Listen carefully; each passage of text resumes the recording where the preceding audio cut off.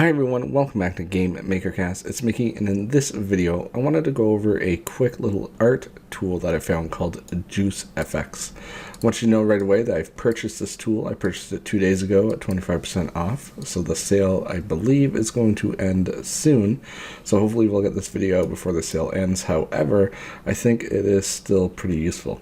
So the general overview of this tool here is, you can see here at the top we have a whole bunch of sprites in there. You've got some neat animations. What it allows you to do is import those sprites, and then depending on what you want to do, animate those specific layers.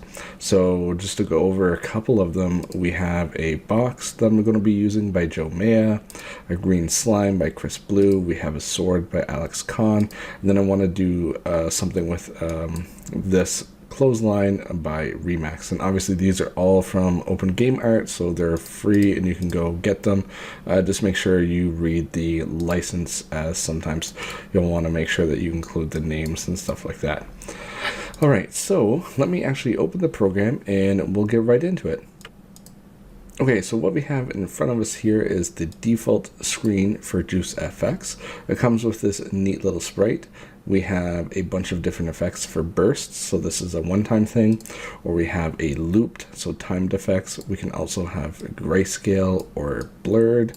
We have some color, so let's say we wanted to have an outline on the sprite as white. We could easily do that just by clicking that up to 1. You can make the outline as big as you want, so that might save you some time in drawing. You also have a tint, so say we wanted to tint this sprite green. You can see it's doing that right now. We have a fade out, which if I simulate this here, it'll just break the actual sprite itself. And then the nice thing is they give you a whole bunch of different effects that you can use on the sprite.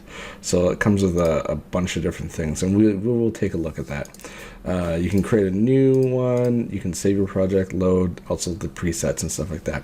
Now using the Open Game Art things, let's load up a sprite, and let's actually start with the box.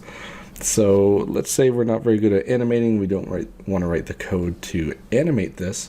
What we could do is pretend our player is going to come up to the box. We want a way for the player to know that they can interact with the box.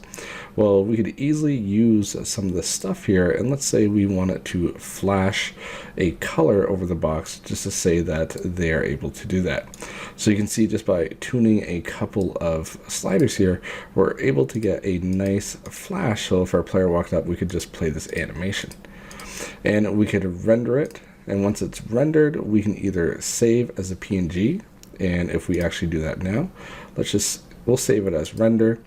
We'll render again, and you could save frames, so this will be individual files, and then save and animate GIF if you wanted to share this with your friends.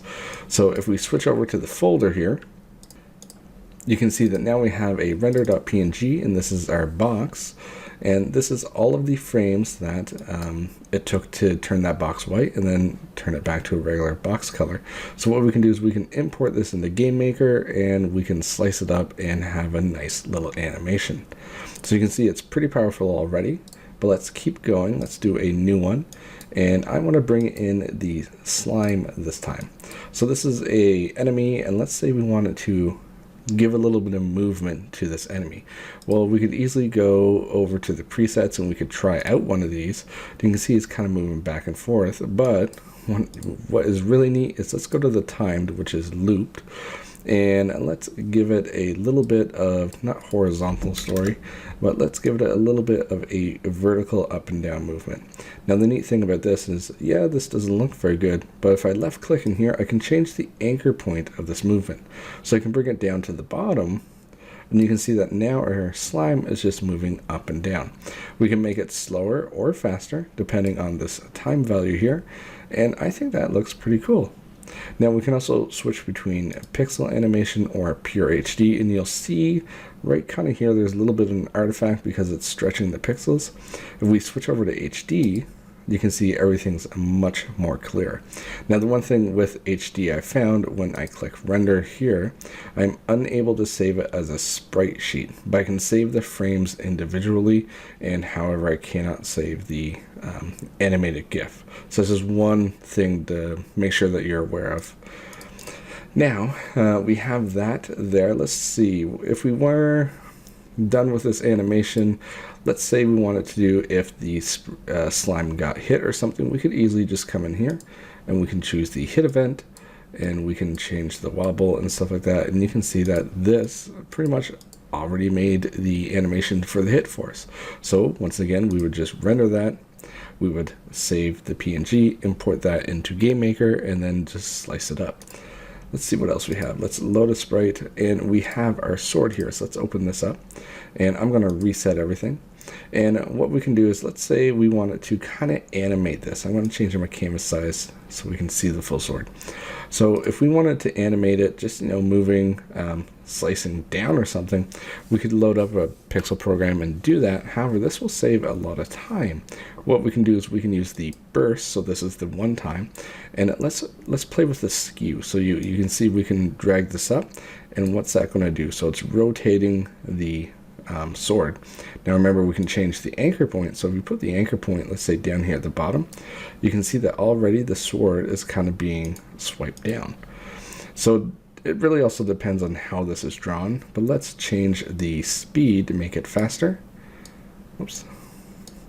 And we can change the dampening so it's a little bit rougher. And let's see what else we can do. Let's change the vertical, or sorry, horizontal skew, so you can see we're going up. I don't want any dampening on that. And let's give it active flash, and let's give it a red flash quickly. And let's turn that back down. So you can see I can play with this for quite some time, but you can see this is not actually that bad. We can also play with the vertical, and yeah, that's not that bad. Obviously you might want to use a different sprite drawn differently, but I think that's pretty cool. Now the other thing I wanted to do here is I wanted to do multiple layers just to show that off.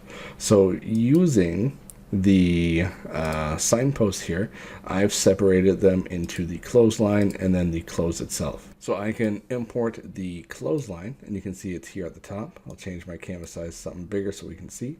And then I can import the clothes themselves. Now when I turn this layer on, it brings in the clothes. I want to make the clothes above the clothesline.